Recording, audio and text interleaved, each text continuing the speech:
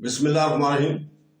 शुरू करता हूँ अल्लाह के पाक नाम से जो बहुत बड़ा मेहरबान नहायत रहने वाला है। दोस्तों, बहनों, भाइयों, बुजुर्गों, अस्सलाम वालेकुम।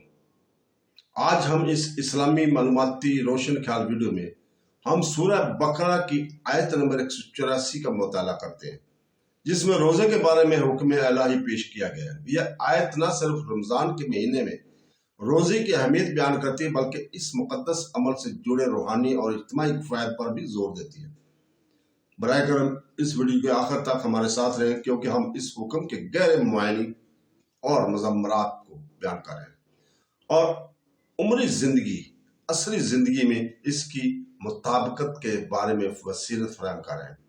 आयत की अहमियत, रमजान की मशक में इसका किरदार और मोमिनीन के लिए वसी तर असरात।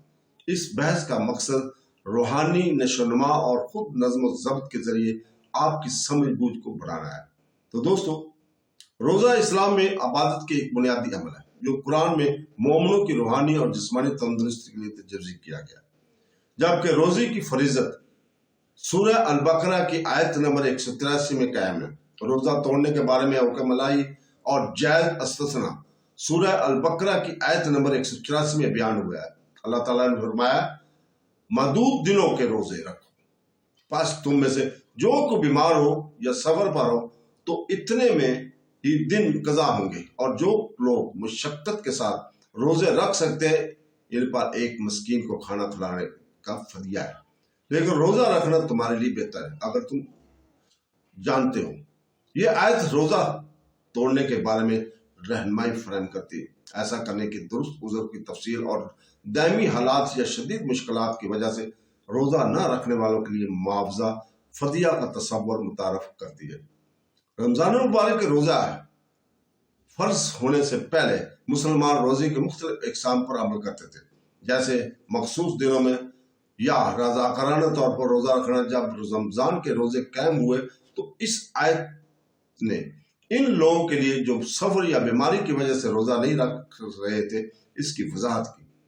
बाज़ शराइत के तहत रोजा तोड़ने की इजाजत इस बात को ज़ाहिर करती है कि इस्लाम आसानी और लचक पर जोर देता है। अल्लाह ताला सूरह बकरा की आयत नंबर 185 में फरमाता है, अल्लाह तुम्हारे लिए आसानी का इरादा रखता है और तुम पर सख्ती नहीं चाहता। इससे इस बात की तकवीत मिलती है कि रोजा एक गैर जरूरी बोझ नहीं बनता, और जो लोग हकीकी तौर पर रोजा नहीं रख सकते, इनके पास दुरुस्त मुतबादल है।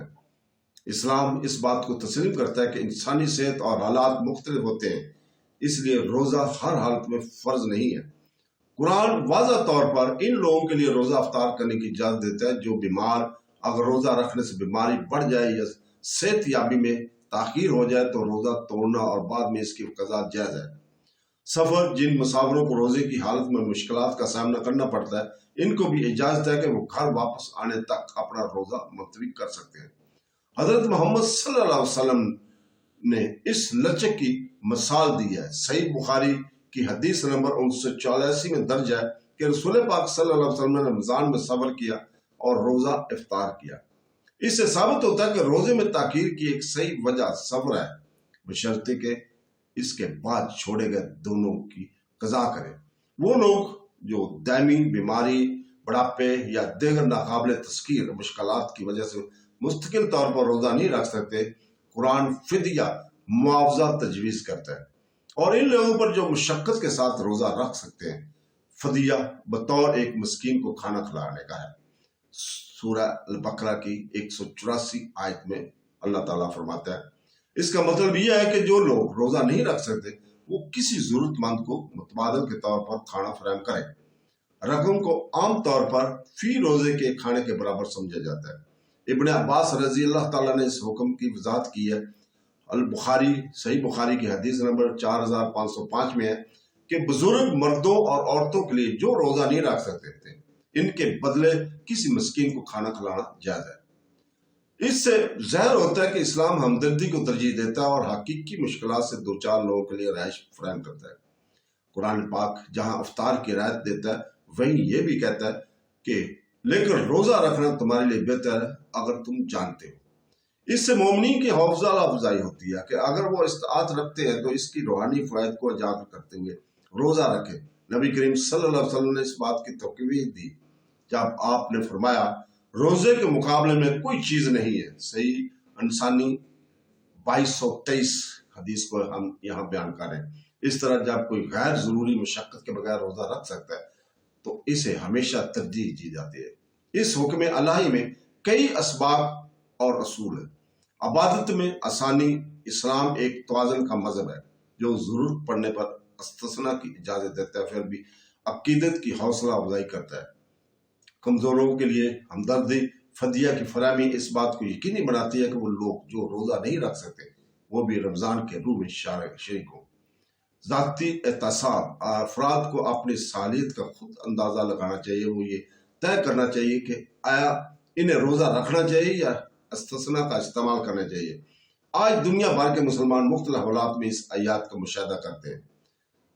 علمی طبی حالات، شوگر کے مریض، زیر علاج مریض اور دائمی بیماریوں میں مبتلا افراد اکثر فدیہ پر انحصار کرتے ہیں۔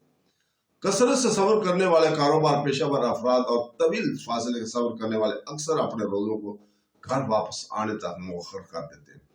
بزرگ افراد، بہت سے بوڑھے مسلمان جو روزہ نہیں رکھ سکتے، قرآنی حکم پر عمل کرتے ہوئے خیراتی کاموں میں مشغول ہو جاتے ہیں۔ قرآنی حکم کے مطابق روزہ افطار کرنا کمزوری نہیں بلکہ اطاعت ہے۔ نبی کریم صلی اللہ علیہ وسلم نے فرمایا، صحیح بخاری کی حدیث نمبر 1946 میں ہے کہ سفر میں روزہ رکھنا نیکی نہیں ہے اگر اس سے کوئی نقصان ہو۔ اس سے مزید اس بات کی نشاندہی ہوتی ہے کہ اسلام تندرستی کو سختی سے پرہیزی پر ترجیح دیتا ہے۔ سورہ بقرہ کی آیت نمبر 184 میں حکم الہی درست وجوہات کی بنا پر روزانہ توڑنے کے بارے میں رہنمائی فراہم کرتا ہے اور اسلامی قانون میں اللہ کی رحمت کو زور دیتا ہے۔ استثناء اور متبادل کی اجازت دے کر اسلام اس بات کو یقینی بناتا ہے کہ عبادت تمام مومنوں کے لیے قابل رسائی اور قابل انتظام ہے، چاہے قضا روزوں سے ہو یا فدیہ دینے سے۔ ہر مسلمان کے پاس اس فرض کو پورا کرنے کی ایک طریقہ ہے۔ اللہ تعالیٰ ہمیں اخلاص اور عقیدت کے ساتھ اس کے احکام پر عمل کرنے کی توفیق عطا فرمائے۔ آمین ثم آمین۔ اللہ حافظ۔